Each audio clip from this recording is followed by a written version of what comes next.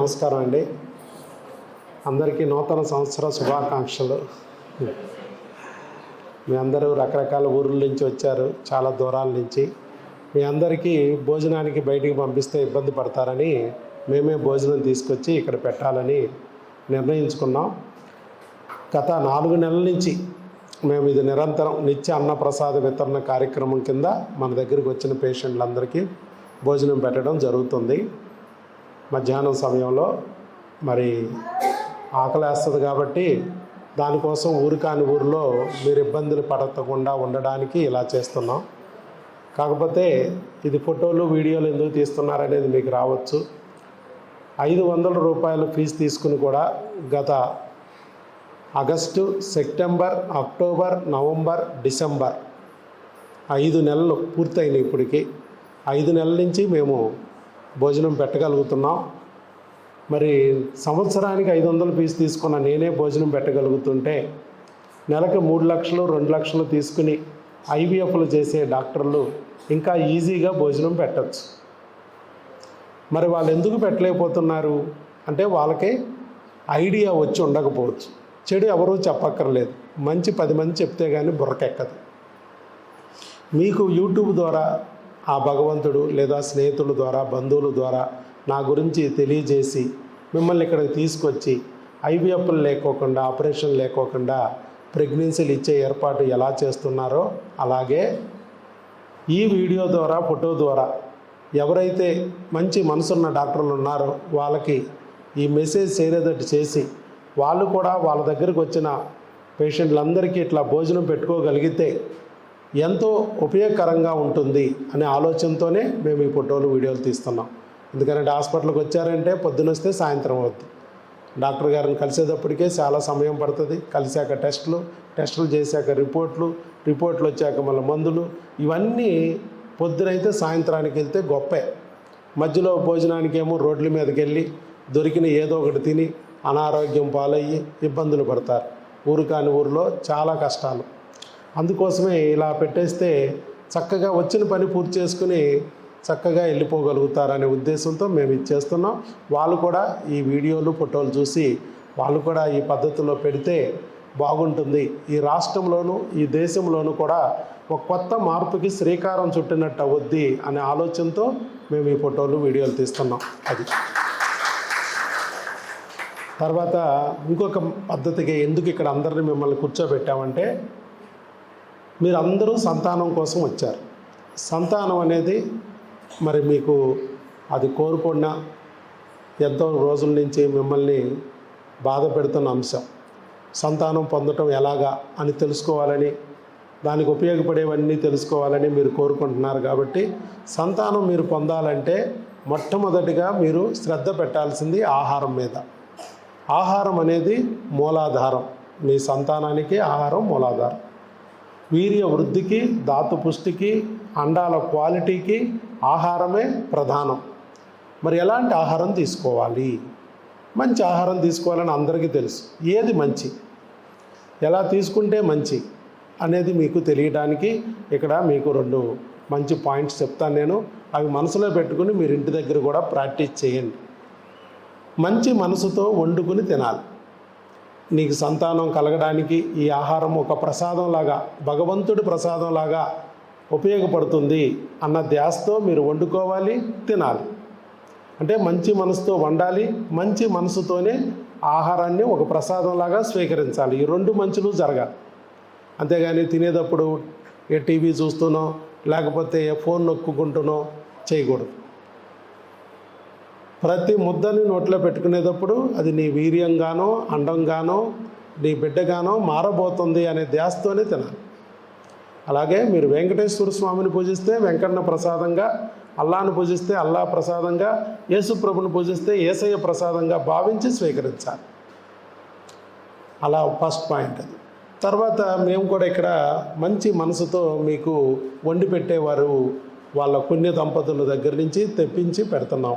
వాళ్ళు మనసు వండేటప్పుడు మీకు సంతానం కలగాలి, మీరు అనుకున్న కోరికలు నెరవేరాలి అని, మీ అమ్మ ఎలాగైతే మీ భవిష్యత్తు బాగుండాలి, మీరు అభివృద్ధి పదంలోకి రావాలని తలుచుకుంటూ వండుద్దో అలాగే ఇక్కడ కూడా వాళ్ళతో అట్లా వండిస్తున్నాం హోమ్ ఫుడ్ కింద.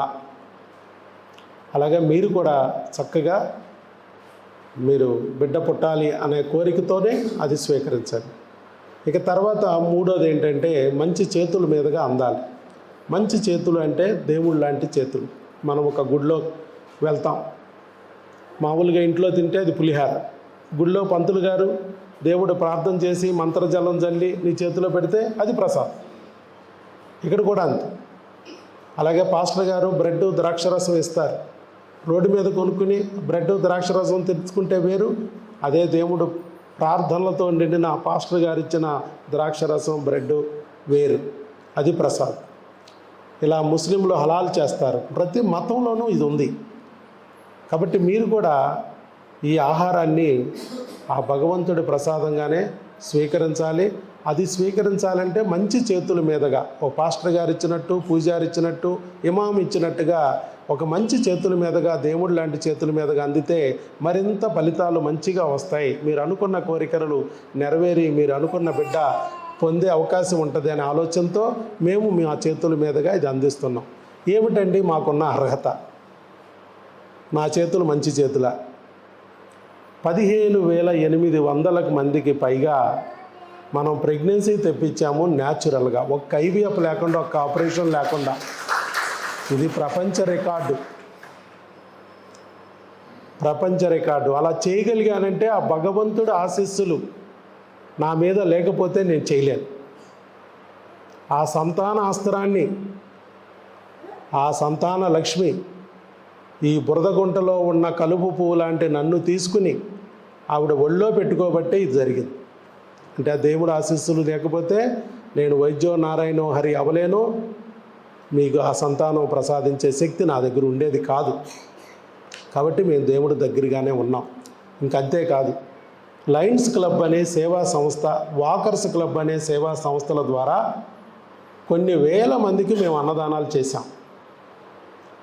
ఇంకా స్కూల్స్కి వెళ్ళి స్కూల్ పిల్లలు కళ్ళు తేడా ఉండటం వల్ల, బ్లాక్ బోర్డు కనపడక, కంటి చూపు వల్ల హెడేక్లు వచ్చి స్కూళ్ళు మానేయడం, చదువులో వెనకబడటం జరుగుతుందని ఐ స్క్రీనింగ్లు చేసి వాళ్ళందరికీ కళ్ళజోళ్ళు ఫ్రీగా ఇస్తున్నాం.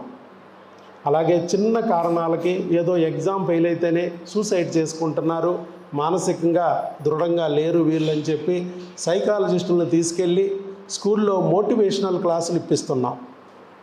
అలాగే పసి పిల్లలు, లేడీస్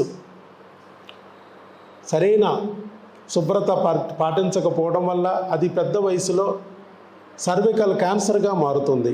మన ఇండియాలో ప్రతి 100 మంది లేడీస్లో 80 మంది క్యాన్సర్తో చనిపోతున్న 100 మందిలో 80 మంది కేవలం సర్వికల్ క్యాన్సర్ ద్వారా మరణిస్తున్నారు. అంటే మనం సర్వికల్ క్యాన్సర్ని ఆపుకోవడానికి అవసరమైన జాగ్రత్తలు, పరిశుభ్రత, ఇవన్నిటి గురించి చెబుతూ వాళ్ళకి 8వ వయసు నుంచి 9, 8 ఆ ఏజ్ వయసు నుంచి 14వ సంవత్సరం ఏజ్ వరకు, అంటే స్కూల్ ఏజ్ వరకే, హై స్కూల్ ఏజ్ లోపలే వాళ్ళకు ఒక టీకా వేస్తే వాళ్ళకి ఫ్యూచర్లో ఈ గర్భసంచి క్యాన్సర్లు రాకోకుండా నివారించుకోగలుగుతాము. అంటే 100 మంది అమ్మలు చనిపోతుంటే అందులో 80 మంది అమ్మల్ని కాపాడుకోవచ్చు మనం జస్ట్ ఈ టీకాతో. అలాంటి టీకాల్ని మేము ఉచితంగా ఇస్తున్నాం స్కూల్ పిల్లలకి. అలాగే కాళ్ళు లేని వారికి కృత్రిమ కాళ్ళు అందిస్తున్నాం. లయన్స్ క్లబ్ ద్వారా ఇవన్నీ మేము సేవా కార్యక్రమాలు చేస్తున్నాం. పిల్లలకి, స్కూల్ పిల్లలకి మరి ఏదైనా స్కూలు బుక్స్ కానీ, ప్యాడ్స్ కానీ ఇలాంటివి అందిస్తమే కాకుండా లేడీస్కి, వాళ్ళ తల్లులకి కుటుంబ పోషణ నిమిత్తం భర్తకి చేదోడు వాదోడుగా ఉండడానికి, ఆర్థికంగా వాళ్ళు కూడా నిలబడటానికి కుట్టు మిషన్లు, గ్రైండర్లు పంపిణీ చేస్తున్నాం.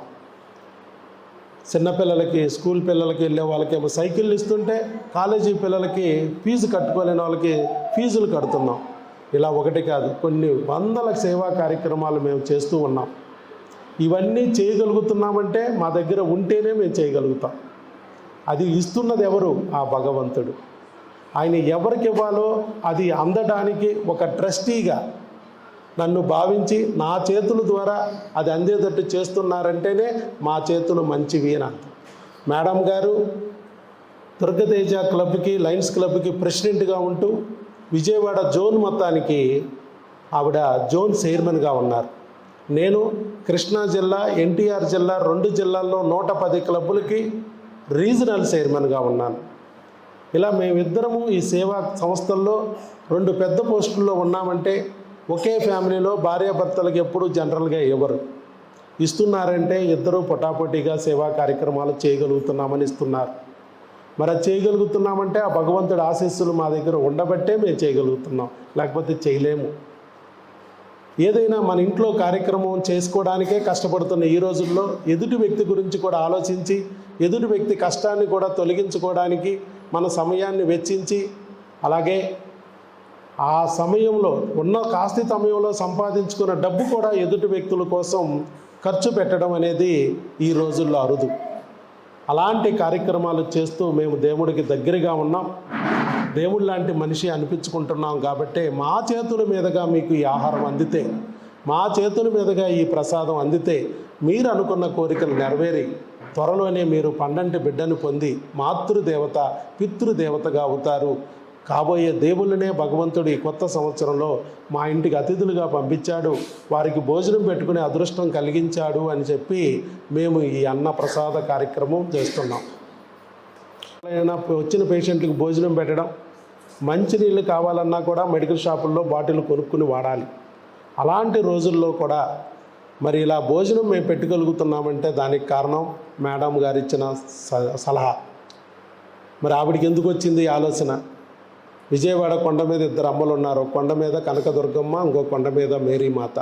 మరి 2 అమ్మలు కలిసి ఈ అమ్మలోకి వచ్చి బిడ్డల ఆకలి తీర్చాలని చెప్పి ఆలోచన చేయబట్టి ఈ ఆలోచన వచ్చింది. ఒక అమ్మ మనసుతో ఆలోచిస్తే తప్ప ఆవిడికి ఈ ఆలోచన రాదు, ఒక డాక్టర్ గారి భార్యగా రాదు. సో ఇక్కడ కూడా మరి అర్థం చేసుకోండి, భగవంతుడే మీ వెనకాల నిలబడి మా ద్వారా ఈ కార్యక్రమాలన్నీ చేయిస్తున్నాడని మేము భావిస్తున్నాం. అలాంటి మంచి కార్యక్రమానికి మరి ఆవిడ చక్కగా ఆలోచన ఇచ్చారు. అది ఈ రోజులు మన హాస్పిటల్లోనే జరుగుతూ ఉండొచ్చు. త్వరలోనే నాకు తెలిసి మిగతా హాస్పిటల్లో కూడా ఇవి జరుగుతాయి. కొద్ది రోజుల్లో 1000 మైళ్ళ ప్రయాణం కూడా మొదటి అడుగుతోనే స్టార్ట్ అవుతాయి. అందుకే ఇవి మిగతా స్లోగా ఈ కార్యక్రమం కూడా మిగతా డాక్టర్లు, మంచి మనసున్న డాక్టర్లు బోల్డ్ మంది ఉంటారు. వాళ్ళు ఈ వీడియోనో ఫోటోలో చూసి వాళ్ళు కూడా ఇన్స్పైర్ అయ్యి మోటివేట్ అయ్యి ఇలాంటి కార్యక్రమాలు చేస్తారని మనస్ఫూర్తిగా నమ్ముతున్నాం. ఇలాంటి అద్భుతమైన ప్రపంచాన్ని మార్చే ఆలోచన ఇచ్చిన మేడం గారు కూడా మిమ్మల్ని బ్లెస్ చేస్తారు. అందరికీ ఆల్ ది బెస్ట్ అండి. కొత్త సంవత్సరంలో మీ అందరూ అమ్మా నాన్న అవ్వాలని కోరుకుంటున్నాను. Thank you so much. All the best.